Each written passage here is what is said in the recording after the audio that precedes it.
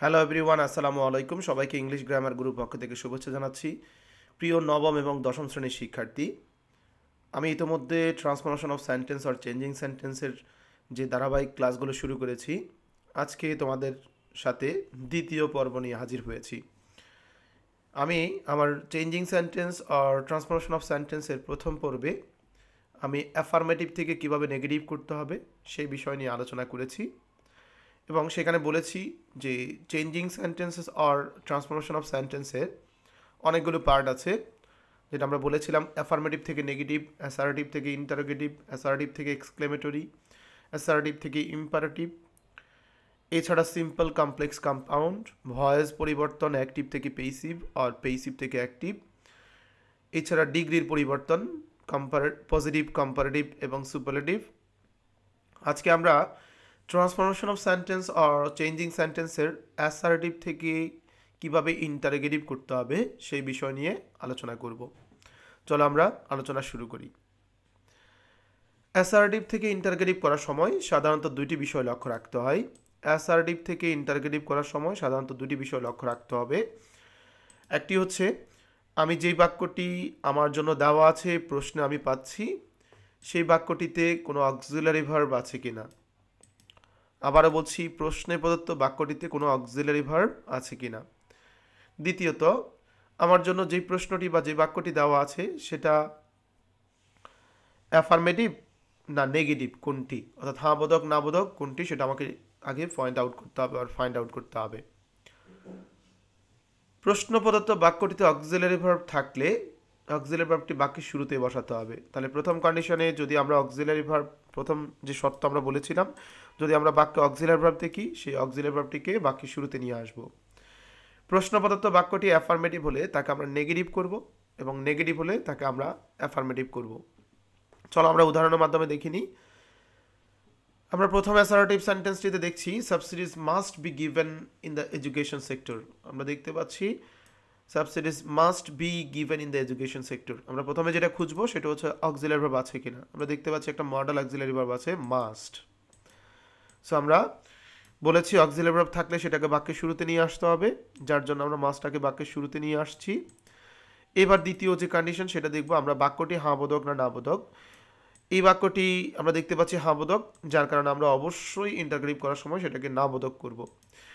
এই ক্ষেত্রে যদি আমরা অক্সিলারি ভার্বের কাছাকাছি অর্থাৎ তার সাথে আমরা নট বসাই বা নেগেটিভ যে সিম্বল সেটা বসাই, তাহলে অবশ্যই সেটা সংক্ষিপ্ত রূপ বসবে। এই জন্য আমরা মাস্ট এর সাথে নট বসিয়েছি, নট আলাদা বসাই না, মাস্টন্ট সংক্ষেপ রূপ করে বসিয়েছি, কন্ট্রাকশন ফর্ম করে বসিয়েছি। Mustn't subsidies be given in the education sector, শেষে অবশ্যই প্রশ্নবোধক চিহ্ন দিতে হবে। আমরা দ্বিতীয় উদাহরণটি দেখি, I have not any idea about university question pattern. আমরা দেখতে পাচ্ছি অক্সিলারি ভার্ব আছে, আমরা অক্সিলারি ভার্বটাকে বাক্যের শুরুতে নিয়ে আসবো শর্ত মোতাবেক। যেহেতু বাক্যে নেগেটিভ, বাক্যটি নেগেটিভ, সেই ক্ষেত্রে আমরা নটটাকে আনবো না, অর্থাৎ আমার ইন্টারোগেটিভটা অ্যাফার্মেটিভ হবে। শেষে একটি প্রশ্নবোধক চিহ্ন। Have I any idea about university question pattern? We are proud of our freedom fighters. আমরা দেখতে পাচ্ছি এই বাক্যটিতে অক্সিলারি ভার্ব আছে আর, সেই ক্ষেত্রে আমরা আরটাকে বাক্যের শুরুতে নিয়ে আসলাম। যদি বাক্যটা হ্যাঁ বোধক আছে আমরা সেটাকে না বোধক করে দিয়েছি, aren't we proud of our freedom fighters? Sam did not pass the test. আমরা দেখতে পাচ্ছি এই বাক্যটি অক্সিলারি ভার্ব আছে ডিড, সেটাকে বাক্যের শুরুতে নিয়ে আসছি। যেহেতু নট ছিল, বাক্যটি না বোধক, আমরা সেটাকে হ্যাঁ বোধক করেছি। কিন্তু আমার প্রশ্নে যেই প্রশ্নটি আমাকে বা সেন্টেন্সটা আমার জন্য দেওয়া থাকবে, সেই সেন্টেন্সে যদি অক্সিলারি ভার্ব না থাকে, সেই ক্ষেত্রে আমরা অবশ্যই টেন্স, পারসন এবং নাম্বার অনুসারে ডোন্ট, ডিডেন্ট, ডাজেন্ট ব্যবহার করব। বাক্যের শেষে প্রশ্নবোধক চিহ্ন সবসময় বসাতে হবে, যেহেতু আমরা ইন্টারগ্রেটিভ সেন্টেন্স করতে যাচ্ছি। আর অ্যাফার্মেটিভ থাকলে বাক্যটি নেগেটিভ হবে এবং নেগেটিভ থাকলে সেটাকে অ্যাফার্মেটিভ করতে হবে, সেটা মেনে চলেই আমাকে ইন্টারগ্রেটিভ করতে হবে। চলো আমরা উদাহরণ দেখে নিই। Road accidents happens in our country almost every day. আমরা দেখতে পাচ্ছি এই বাক্যের মধ্যে কোনো ধরনের অক্সিলারি ভার্ব নেই, সেই ক্ষেত্রে আমরা দেখতে পাচ্ছি একটা প্রিন্সিপাল ভার্ব আছে। যদি কোনো বাক্যে অক্সিলারি ভার্ব না থাকে তাহলে আমরা অবশ্যই সেক্ষেত্রে বাক্যের সাবজেক্ট এবং টেন্স অনুসারে do not, did not, does not এর সাহায্য নিব। যেহেতু এই বাক্যটির সাবজেক্ট রোড অ্যাক্সিডেন্ট সিঙ্গুলার এবং বাক্যের ভার্বের সাথে অ্যাজ যুক্ত আছে, সেক্ষেত্রে আমরা ডাজের সাহায্য নিচ্ছি। বাক্যটি হাবোধক থাকার কারণে আমরা শুরুতেই ডাজ নট বসিয়েছি, অর্থাৎ নাবোধক বসিয়েছি, এবং বাক্যের শেষে প্রশ্নবোধক চিহ্ন আছে। Does not road accident happen in our country almost every day. প্রিয় শিক্ষার্থী, এখানে একটা বিষয় লক্ষণীয়, আমরা কোনো বাক্যের শুরুতে যখন do not, did not, does not বসাবো তখন আমার বাক্যের যে মেইন ভার্বটি অর্থাৎ যেটা হ্যাপেন্স ছিল সেটা বেস ফর্মে চলে আসবে, কোনো প্রকার অ্যাজ বা ইয়েস যুক্ত থাকবে না। The books of great writers contain noble thoughts and great ideas. আমরা এই বাক্যটিতে কোনো প্রকার অক্সিলারি ভার্ব দেখতে পাচ্ছি না, একটি ভার্ব আছে সেটা হচ্ছে কন্টেইন। আমরা বাক্যের সাবজেক্ট প্লুরাল হওয়ার কারণে আমরা ডোন্টের সাহায্য নিয়েছি, অর্থাৎ ডু এর সাহায্য নিয়েছি। বাক্যটি হাবোধক থাকার কারণে আমরা সেটাকে নাবোধক করেছি। Don't the books of great writer contain noble thoughts and great ideas. He apologised for his misconduct or his conduct. তার ভুল ব্যবহারের জন্য সে ক্ষমা চেয়েছিল। এই ক্ষেত্রে আমরা দেখতে পাচ্ছি বাক্যটিতে যে ভার্বটি আছে সেটা ফার্স্ট ফর্মে দেওয়া আছে।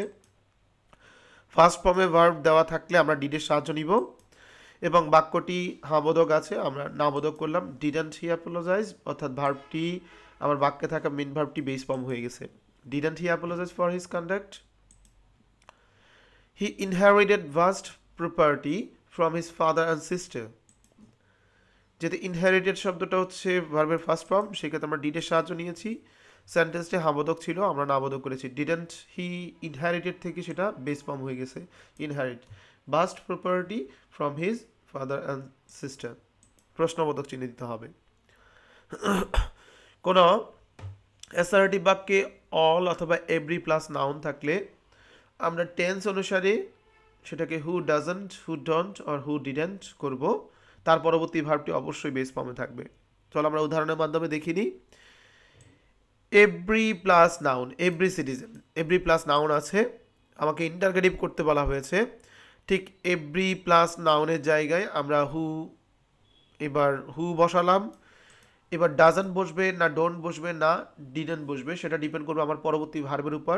ভার্বটি প্রোটেস্ট আছে, অর্থাৎ অ্যাস যুক্ত আছে, সেক্ষেত্রে আমরা হু এর সাথে অবশ্যই ডাজ নট বসাবো, ডাজেন্ট, এবং প্রোটেস্ট থেকে অর্থাৎ মূল ভার্ব থেকে অ্যাজ বা ইয়েস আমাকে তুলে নিতে হবে।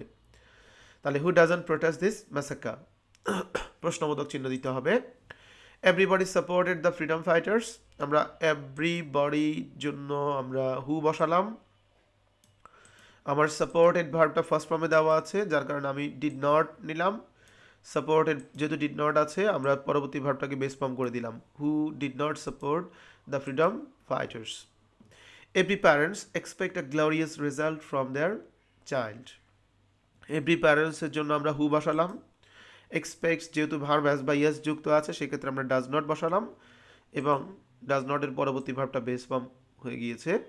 তাহলে who does not expect a glorious result from their child, প্রশ্নবোধক চিহ্ন। নোবডি, নো ওয়ান, নান থাকলে আমরা শুধু নোবডি, নো ওয়ান, নানের জায়গায় হু বসাবো, আর বাকি অংশটি যেভাবে আছে সেভাবেই রয়ে যাবে। শেষে একটি প্রশ্নবোধক চিহ্ন দিতে হবে। None could count my love for you. আমরা দেখতে পাচ্ছি নান আছে, শুধু নানের জায়গায় হু বসাচ্ছি, বাকি প্রশ্নে যা ছিল could count my love for you যেভাবে আছে সেভাবে আছে, প্রশ্নবোধক চিহ্ন বসিয়েছি। None can avoid the death, আমরা জাস্ট নানের জায়গায় হু বসিয়েছি, বাকি অংশটুকু প্রশ্নে যা ছিল তাই রেখে দিয়েছি, শেষে প্রশ্নবোধক চিহ্ন। Nobody can trust such a liar, নোবডির জায়গায় আমরা হু বসিয়েছি, বাকিটা আমার প্রশ্নে যা ছিল তাই রয়ে গিয়েছে, শেষে প্রশ্নবোধক চিহ্ন। No one can bear an unprovoked insult, no ওয়ানের জায়গায় আমরা হু বসিয়েছি, প্রশ্নে বাকি অংশ আমরা বসিয়ে দিয়েছি, শেষে প্রশ্নবোধক চিহ্ন বসিয়েছি। নেভার, নো, নাথিং থাকলে আমরা সেটাকে এভার, এনিথিং অর এনি বসাবো। I have never seen such brutal killing, আমি এই নিষ্ঠুর হত্যাকাণ্ড কখনো দেখিনি। যেহেতু নেভার আছে, আমরা প্রথমত জানি ইন্টারগ্রেটিভ করার সময় অক্সিলারি ভার্বটাকে বাক্যের শুরুতে আনতে হয়। আমরা অক্সিলারি ভার্বটি বাক্যের শুরুতে নিয়ে আসছি। ঠিক সাবজেক্টের পর আমরা নেভারের পরিবর্তে এভার দিয়েছি। Have I ever seen such brutal killing? She never followed the wrong path. যেহেতু এই বাক্যে কোনো অক্সিলারি ভার্ব নাই, ভার্ব হচ্ছে ফলোড, সেই ক্ষেত্রে আমরা বলেছি মেইন ভার্ব থাকলে আমরা ডু ডিড ডাজের সাহায্য নিব। যেহেতু ভার্বটা ফার্স্ট ফর্ম, আমরা ডিডের সাহায্য নিয়েছি। সাবজেক্টের পর নেভারের পরিবর্তে আমরা এবার বসিয়েছি। Did she ever follow the wrong path? আমরা জানি ডিড অথবা ডাজ অথবা ডু ব্যবহার করলে আমার প্রিন্সিপাল ভার্বটি বেস ফর্ম বসাতে হয়, এই জন্য আমরা ফলোডকে ফলো করেছি। They had never been anywhere else overnight together. Had auxiliary verb আছে, আমরা সেটাকে শুরুতে নিয়ে আসছি। হ্যাড সাবজেক্ট বসালাম দে, নেভারের জায়গায় এভার, বাকি প্রশ্নে যা ছিল তাই রেখে দিয়েছি। Had they ever been anywhere else overnight together? There is no room in the bench. আমরা অক্সিলারি ভার্ব আছে সেটাকে নিয়ে আসলাম। ইজ দেয়ার নো এর জায়গায় আমরা এনি বসালাম। Is there any room in the bench? প্রশ্নবোধক চিহ্ন। হি হ্যাজ নো টেনশন, আমরা হ্যাজকে শুরুতে নিয়ে আসছি। হ্যাজ হি নো এর জায়গায় আমরা এনি বসিয়েছি। Has he any tension? প্রিয় শিক্ষার্থী, আশা করছি তোমাদের অ্যাসার্টিভ থেকে ইন্টারগেটিভ এর যে যত কনফিউশন, সব কনফিউশন এই ভিডিওটি দেখলে দূর হয়ে যাবে এবং বেশি বেশি প্র্যাকটিস করলে তোমাদের বিষয়টি আরও ক্লিয়ার হবে। আজকে এই পর্যন্ত। আল্লাহ হাফেজ। আসসালামু আলাইকুম।